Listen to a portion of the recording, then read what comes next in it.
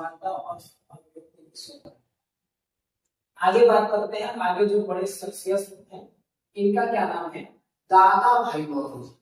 साथियों, दादा भाई नौरोजी किसी पहचान के मुहताज नहीं है। भारत के बहुत ही बड़े नाम दादा भाई नौरोजी, और भारतीय संविधान में इनका योगदान रहा, भारतीय राजनीति में इनका योगदान रहा दादा भाई नौरोजी का।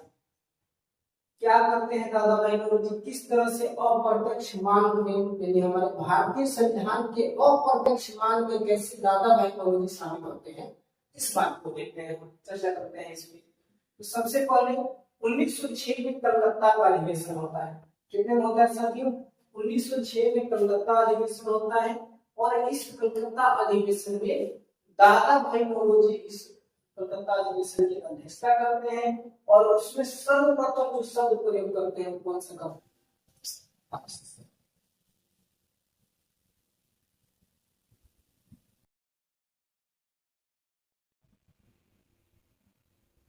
दादा भाई नौरोजी पहले भारतीय बने, ऐसे पहले भारतीय दादा भाई नौरोजी पहले भारतीय होंगे जो east Indian national Congress, Indian national Congress में अधिवेशन की अध्यक्षता 3 बार करेंगे। कैसे, 1986 में कोलकाता, फिर 1993 में लाहौर, और फिर 1906 में कलकत्ता।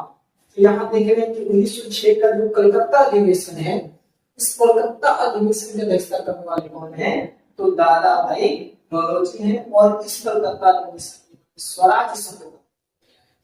तो आप ये भी याद रखेंगे कि पहले भारतीय जिन्होंने कांग्रेस का अधिवेशन कितनी बार किया, तो कुल 3 बार किया था, 86, 93, 1886, 1893 और 1906 में। कहाँ, कोलकाता, लाहौर और फिर कोलकाता में अधिवेशन किया। दादा भाई नौरोजी को हम grand old man of India के नाम से नहीं जानते हैं। अच्छा साथियों, अगर क्वेश्चन किया जाए कि great old man of India के नाम से अगर हम दादा भाई नौरोजी को जानते हैं, तो कौन से ऐसे शख्स या कौन से ऐसी महिला थी जिनको हम great old lady of India के नाम से जानते हैं? तो साथियों नाम याद रखेंगे आप, अरुणा आसफ खान। अरुणा आसफ खान को हम the great old lady of India के नाम से जाना जाता है।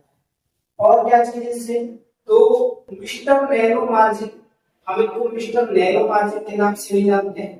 Mister Nehru margin, Nehru margin क्यों कहा जाता है, क्योंकि ये पहले व्यक्ति थे जो कि लंदन में चुनाव जीते थे, और कहां से जीते थे, तो फिल्म्सबर्ग नाम का जगह था, ठीक है, फिल्म्सबर्ग नाम का जगह था, जहां से ये हाउस ऑफ कॉमन के सदस्य थे। इसके सदस्य house of common, house of common के सदस्य बने थे, जिसको हम भारत में लोकसभा कहते हैं। तो ये फिल्म्सबर्ग से चुनाव जीतते हैं, लंदन के फिल्म्सबर्ग से, और हाउस ऑफ कॉमन के सदस्य बनते हैं। साथ ही कभी पूछ लिया जाए तो याद रखना लिबरल पार्टी से, लिबरल पार्टी से ही जीते थे, ठीक है। और ये पहले व्यक्ति ऐसे नहीं थे जिन्होंने चुनाव लड़ा था, जीतने वाले प्रथम व्यक्ति थे, चुनाव लड़े और जीते दादा भाई नौरोजी इसमें प्रथम स्थान करते हैं। जबकि चुनाव लड़ने वाले में ये प्रथम व्यक्ति थे, इनसे पहले भी इन्होंने चुनाव लड़ा था, लेकिन चुनाव क्या कर गए थे, हार गए थे, चुनाव जीत नहीं पाए थे। और इस क्रम में हम नाम याद रखते हैं लाल मोहन घोष का, इनका जी लाल मोहन घोष।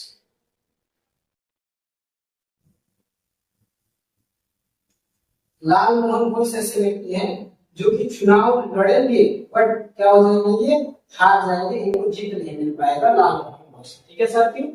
तो अभी तक हम लोगों ने 2 लोगों के बारे में पढ़ा है, एक बाल गंगाधर तिलक और दूसरे पर दादा भाई नौरोजी। साथियों दादा भाई नौरोजी ने ही रेट ऑफ वेल्थ का सिद्धांत दिया था, धन निष्कासन का सिद्धांत वो दिया जाए, रेट ऑफ वेल्थ धन निष्कासन का सिद्धांत किसने दिया, तो दादा भाई नौरोजी ने। इन्होंने अपनी पुस्तक लिखी थी, क्या नाम था उसका, poverty and un-British rule in India.